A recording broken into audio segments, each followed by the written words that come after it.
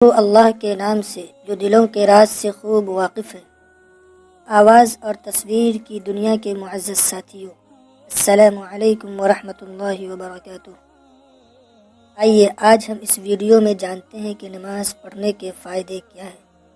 میرے پیارے بھائیوں، نماز میں جس طرح مصیبتوں کا علاج ہے، اسی طرح اس میں بیماریوں کا بھی علاج ہے۔ خود طبیبوں کو اعتراف ہے کہ وضو کرنے والا شخص دماغی امراض میں بہت کم مبتلا ہوتا ہے۔ نمازی جنون اور تلی کی بیماری سے اکثر محفوظ رہتا ہے۔ نماز پڑھنے کے لیے دن میں کئی بار وضو کرنے سے اعضاء دھلتے رہتے ہیں اور نمازی کپڑے بھی پاک صاف رکھتا ہے، اس لیے گندگیوں اور ناپاکیوں سے حفاظت رہتی ہے، اور ظاہر ہے کہ گندگی بہت سی بیماریوں کی جڑ ہے۔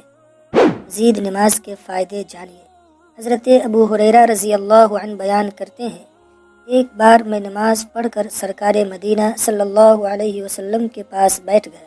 آپ نے فرمایا، کیا تجھے پیٹ میں درد ہے؟ میں نے عرض کی، جی ہاں۔ فرمایا، اٹھو اور نماز پڑھو، کیونکہ نماز میں شفا ہے۔ آئیے جانتے ہیں کہ نماز پڑھنے کے کیا کیا فائدے ہوتے ہیں۔ نماز دل، معدہ اور آنتوں وغیرہ کے مرض میں شفا دیتی ہے۔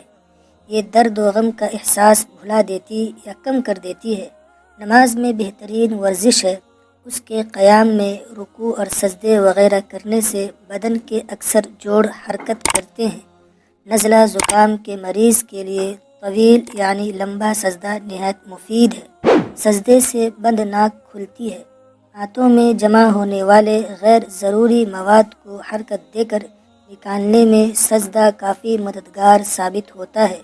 نماز سے ذہن صاف ہوتا اور غصے کی آگ بجھ جاتی ہے۔ نماز رزق لاتی، صحت کی حفاظت کرتی، اذیت دور کرتی، بیماری بھگاتی، دل کی قوت بڑھاتی، فرحت کا سامان بنتی، سستی دور کرتی، شرح صدر کرتی یعنی سینہ کھولتی، روح کو غذا فراہم کرتی، دل منور کرتی، چہرہ چمکاتی، برکت لاتی، خدائے رحمان سے قریب پہنچاتی اور شیطان کو دور بھگاتی ہے۔ یہ نماز کے فوائد اسی صورت میں حاصل ہو سکتے ہیں جب نماز اطمینان سے درست طریقے پر ادا کی جائے۔